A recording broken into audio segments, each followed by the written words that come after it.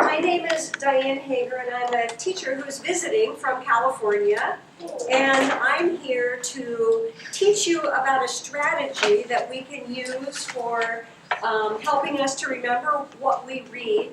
And we have visiting teachers here, and so I want to say something to the teachers before we get started. Teachers, what we're going to do today, this Get the Gist strategy, I'm going to walk us through all the steps, but in real life and in your classrooms, you probably would scaffold this over a much longer period of time, like a couple of weeks, compared to what we're going to do today. We're going to bunch it all up into one day today, but probably in real life, you're going to want to do even more of the teacher modeling and think aloud than what you're going to see here today, and a gradual release of responsibility to the students. But and students, we're going to go through this strategy that you would normally probably learn over a week or so, and don't worry, we'll help you. We'll get through it.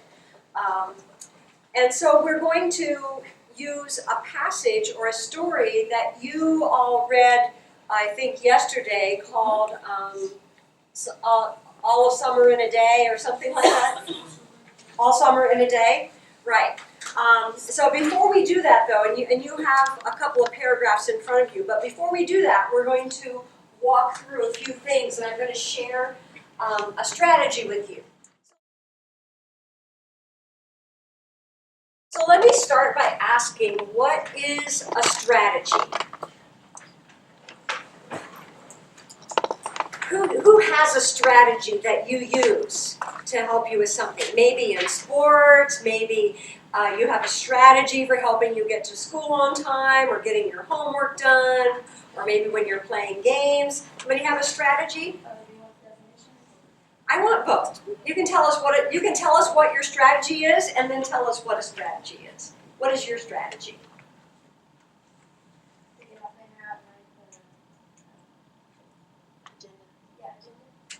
Okay, so you have an agenda. Okay, and how is that a strategy? How would you say a strategy is? It's like kind of like steps to get you through the day. Okay, so it's steps to help you get. In your case, with your agenda for the day, is you write out the steps to get through the day. Great strategy. Who else has a strategy that you use for something? Do we have any sports? Do anybody play sports, soccer or Football. football? What's a strategy that you might use in football? Concentrate. Okay, so you have a strategy to help you, or concentrating is your strategy for getting through the play. Okay, you have to really focus. Okay. Anybody else have a strategy? I took a plane here yesterday, and I have a strategy that I use for getting through the airport really easily. I make sure I have my boarding pass in a certain pocket in my bag. I make sure I know that I plan backwards for what time I need to be at the airport and then what time I need to leave. And so I have a whole strategy for how I travel when I go out to visit schools like I'm doing today. So anyway, a strategy is a plan that helps us to know how to do something. So a strategy, but first we're going to just read a paragraph without a strategy. We're going to read this paragraph. This is a paragraph, you're what, 7th graders? Yes, ma'am. All right, so this is a paragraph that 7th graders might see on a test, and you might have a question on a test that says, what's the main idea? So I'll read it for you, and then I'm going to ask you what the main idea is. And then I'm going to ask you if that was easy or if that was difficult, okay? So let's see. Cells get energy through a process called cellular respiration. During this process, cells convert sugar, called glucose, and oxygen into water and carbon dioxide. Carbon dioxide is the gas we breathe out. This whole process releases energy for the cell to use. The energy is stored as ATP. The cell keeps ATP in storage like backup power. It can be taken out to be used as needed. By storing ATP, the cell always has the energy it needs. Now, what's the main idea of that paragraph? Who wants to make a stab at it? What do you think? Cells Okay, so the paragraph is about cells. Okay, good job. What do you think it is? Cellular respiration.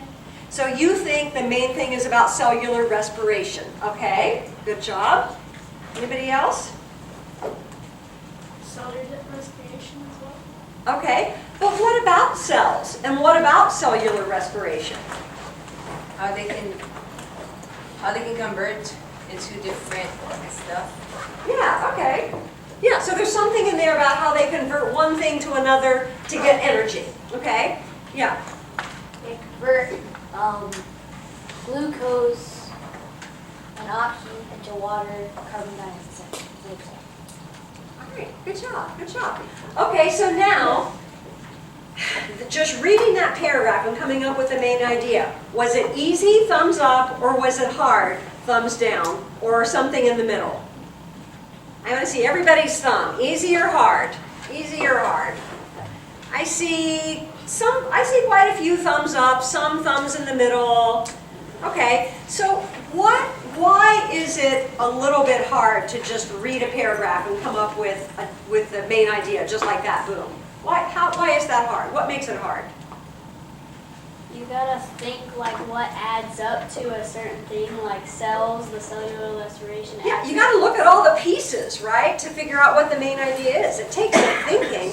And in a lot of paragraphs, there's a lot of details there, and it's hard to figure out which ones are important and which ones are not. Like in this paragraph, is this ATP and backup power the most important idea? Or is it the oxygen and water and carbon dioxide? What's the main idea? You got to think about that. So sometimes that's a little bit hard because there's a lot of information there. And we're going to use this strategy called getting the gist to help us figure it out. So, and usually a paragraph like this right here, that's like one paragraph in maybe 10 or 12 that might be in something you have to read, right? So you got to, every paragraph you're getting a lot of information and you have to try to sort out what's important and what's not. And so usually in a whole passage that we're reading, there is one paragraph and it has a main idea, but it has all these details, and the next one has all these details. And so what we want to do is just figure out the main ideas, because that's going to help us remember the information. So when we take a test, or we have to do an assignment or a project, we have it all in our head, and so getting the gist will help us to do that. So, getting the gist is a strategy to help you remember the most important information in something you read. So that's a really important statement, and I want you to read that with me. Ready? Read it with me. Getting the gist is a strategy to help you remember the most important information in something you read. All right, so what is getting the gist? Go ahead. It's What's getting the gist? It's a important strategy. It's a strategy, and it's a strategy that helps you what? Remember the most important information. Great job. All right. And it has 3 steps. So here's how we do get the gist. And we're going to do this all in this period today, but you'll get a lot of chance to practice on other days after this. Okay, so the first step is name the who or what the paragraph is mostly about. So step 1, read that with me. Name the who or what the paragraph is mostly about. Okay? If I go back to this paragraph, we would have to figure out what is the who or what that this is mostly about. Is it mostly about cells? Is it mostly about this process called cellular respiration? We'd have to figure that out and decide. The who or what is cellular respiration, I think is what it is. The second step is, what is the most important information about the who or what? So read that with me. The second step is, what is the most important information about the who or what?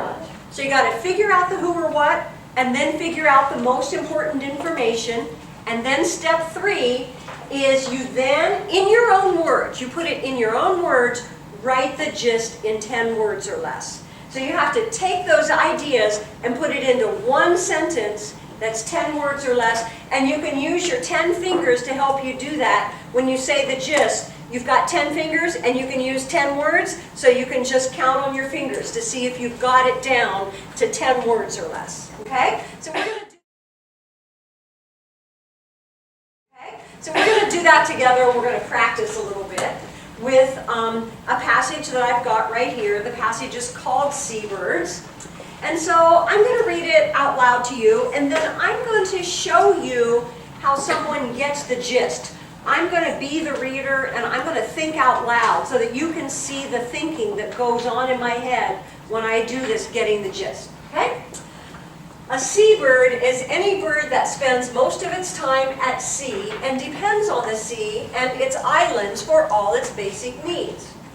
The sea provides food, and its remote islands and rocky outcroppings provide safe nesting and resting places. For 60 million years, these highly specialized, diverse birds have adapted to life on the world's vast ocean. So, my first step in getting the gist is to name the Who or what the paragraph is about. So, I think the who or what in this paragraph is seabird. Do you agree with me? Yes. All right, so I think I've done that first step, the who or what. The paragraph is mostly about seabirds. Now I have to do step 2, which is to find the most important information in the paragraph that's so important that I want to remember it, because it might be on a test or it might be important for doing well in my class. So I've highlighted some things. The fact that it spends most of its time at the sea, it depends on the sea for its basic needs, the sea provides food, the sea gives it safe nesting and resting places. So I think I've highlighted some of the important information here. So now I can make it into some notes. The who or what is seabirds, and I've got 3 pieces of important information about seabirds.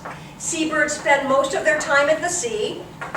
They depend on the sea and its islands for their basic needs. And the sea gives them food and resting places and nesting places. And then I have to do step 3, put it into a gist with 10 words or less. And I came up with 2 different gists, and I'm going to ask you to think about which one you think is a better gist. Okay? So let's look at this first one. How many fingers? Seabirds get what they need from the sea. All right, so I did it in 8 words. And does that sentence kind of tell us what the most important information is? Yeah. Okay, let me try the second one. Seabirds depend on the sea for everything they need. So I got that one into 9 words.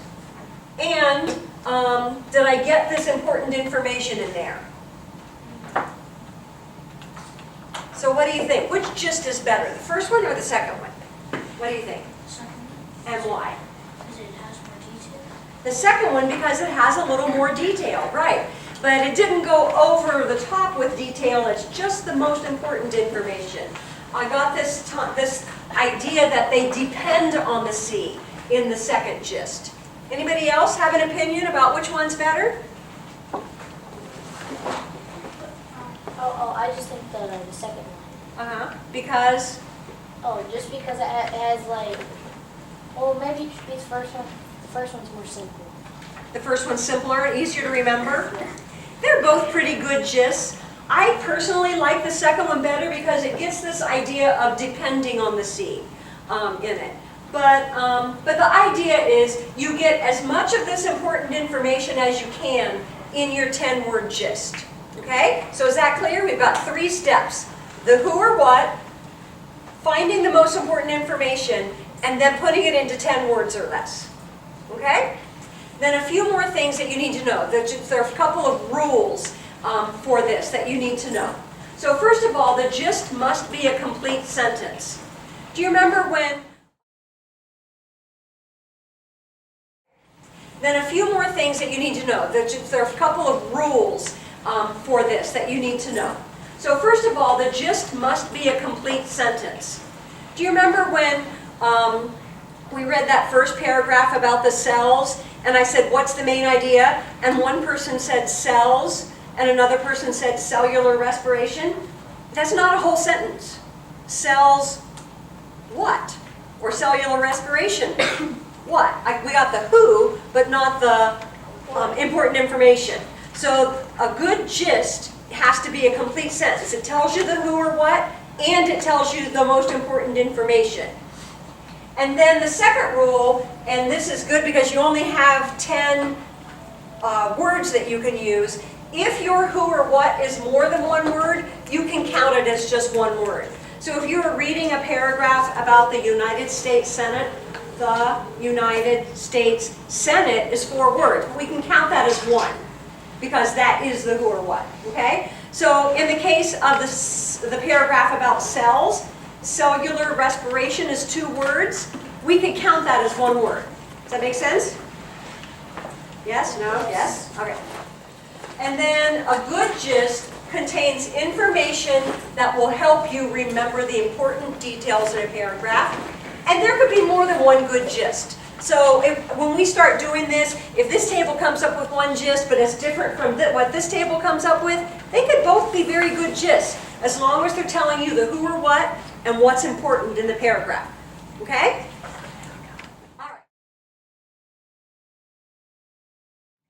All right, so now it's your turn to start working on a gist. And we're going to start using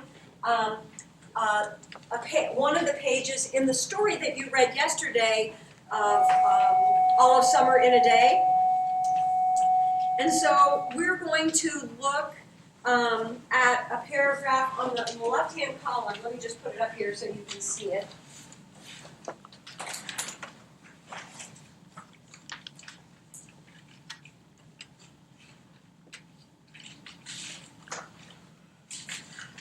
It's this paragraph that starts with, he gave her a shove.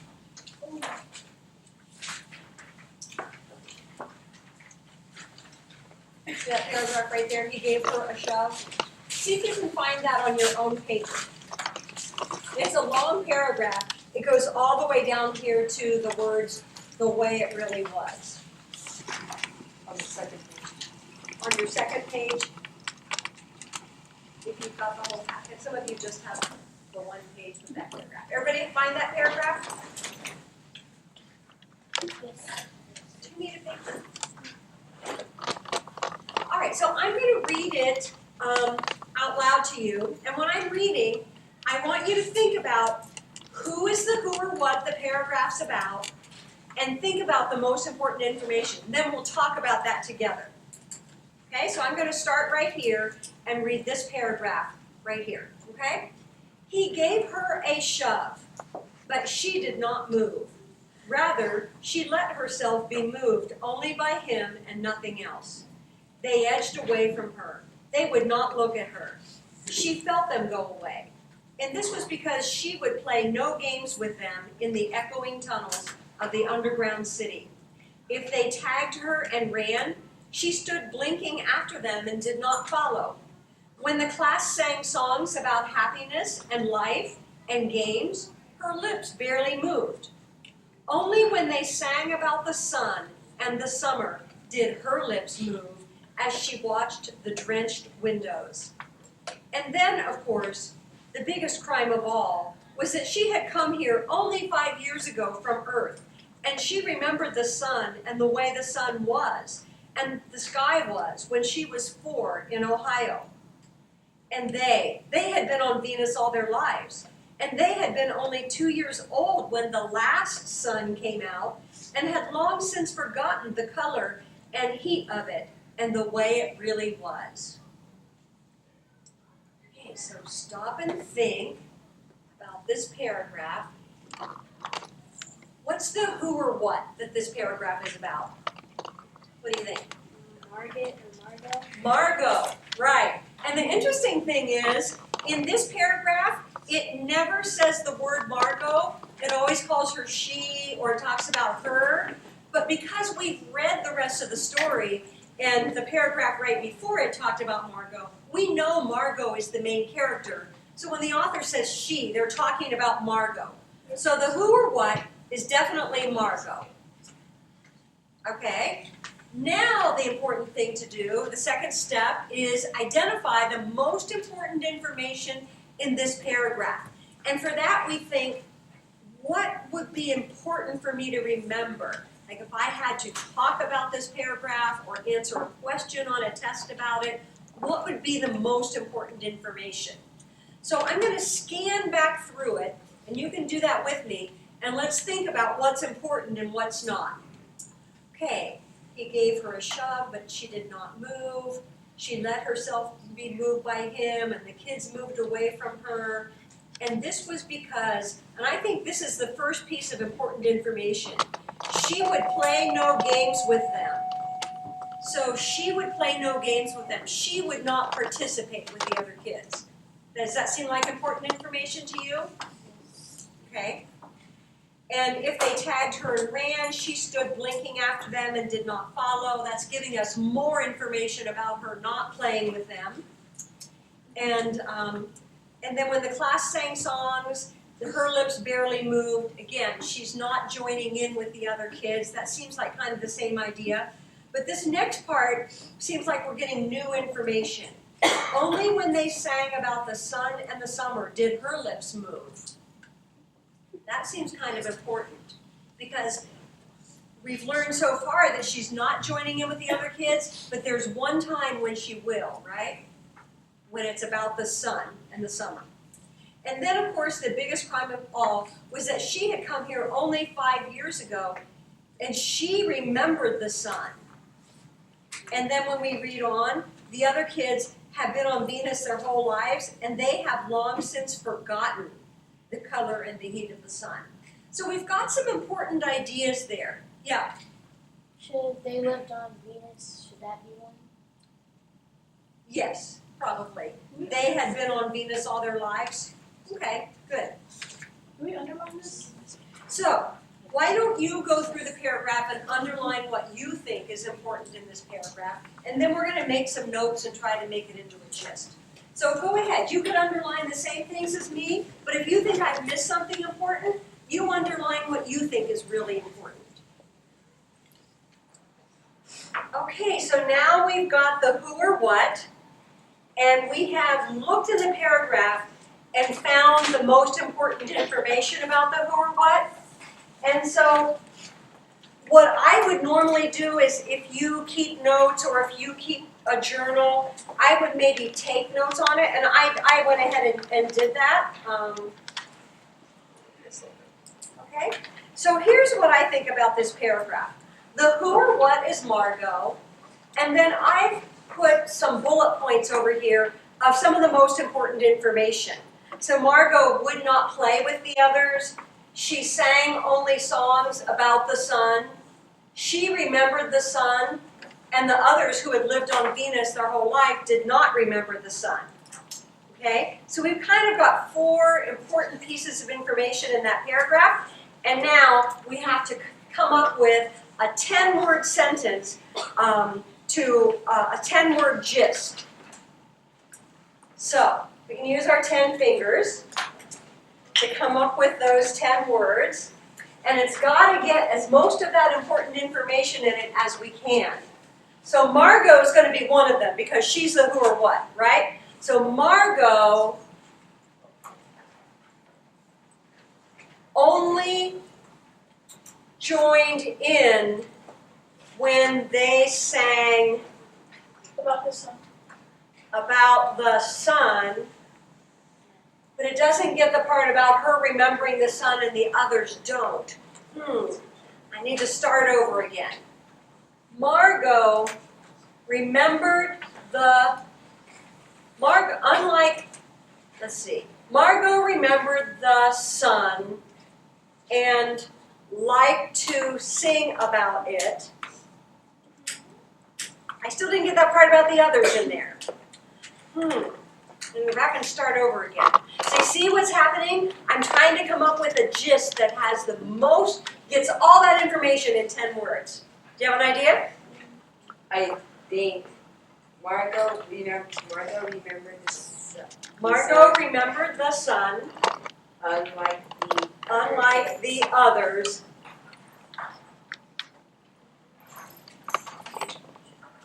who didn't, or who lived on Venus, that's too many words, unlike the others. We've been on Venus. Oh, that's too many words. It was a really good start though. Margot remembered the sun. Margot remembered the sun, unlike others who only knew Venus. Yes. You like that one? All right, I better write that down before I forget it. Margot, you have to help me, remembered the sun, comma, unlike others who only knew, see, I can't say only lived on Venus because that'd be too many words. Who only knew Venus. Okay, and there could be more than one good gist. We could word this differently. Do you have another idea? Yeah. Go ahead. Margot remembered the sun. Others didn't. She wouldn't play with. Margot remembered the sun. Others didn't, and she wouldn't play with them. It's too many words. So it has to be 10 words or less. A good gist is 10 words or less. All right. All right, so anyway, you've got the idea, and we have just enough time to try this with one more paragraph. And so I think all we're going to have time to do is to take this next paragraph and identify the who or what and the important information. So in front of you, you have the paragraph that begins with, but she remembered and stood quietly, okay? So I'll read this out loud to you, and while I'm reading it, if you want to think about the who or what and the important information, and then you can work with a partner to get that important information. Okay, so it's this paragraph in the second column.